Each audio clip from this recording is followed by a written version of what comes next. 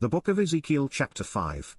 And thou, son of man, take thee a sharp knife, take thee a barber's razor, and cause it to pass upon thine head and upon thy beard, then take thee balances to weigh, and divide the hair. Thou shalt burn with fire a third part in the midst of the city, when the days of the siege are fulfilled, and thou shalt take a third part, and smite about it with a knife, and a third part thou shalt scatter in the wind, and I will draw out a sword after them.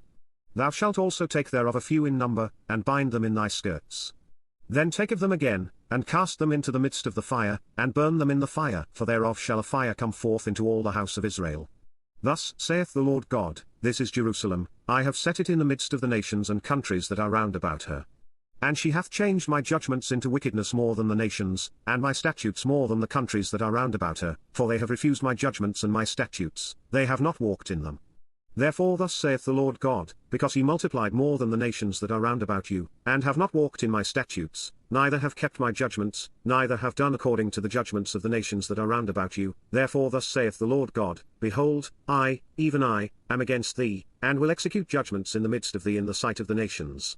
And I will do in thee that which I have not done, and whereunto I will not do any more the like, because of all thine abominations. Therefore the fathers shall eat the sons in the midst of thee, and the sons shall eat their fathers, and I will execute judgments in thee, and the whole remnant of thee will I scatter into all the winds. Wherefore, as I live, saith the Lord God, surely, because thou hast defiled my sanctuary with all thy detestable things, and with all thine abominations, therefore will I also diminish thee, neither shall mine eye spare, neither will I have any pity. A third part of thee shall die with the pestilence, and with famine shall they be consumed in the midst of thee, and a third part shall fall by the sword round about thee, and I will scatter a third part into all the winds, and I will draw out a sword after them. Thus shall mine anger be accomplished, and I will cause my fury to rest upon them, and I will be comforted, and they shall know that I the Lord have spoken it in my zeal, when I have accomplished my fury in them. Moreover I will make thee waste, and a reproach among the nations that are round about thee, in the sight of all that pass by. So it shall be a reproach and a taunt, an instruction and an astonishment unto the nations that are round about thee, when I shall execute judgments in thee in anger and in fury and in furious rebukes. I the Lord have spoken it.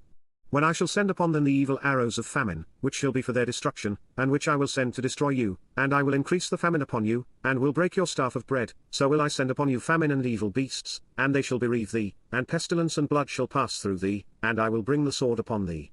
I the Lord have spoken it.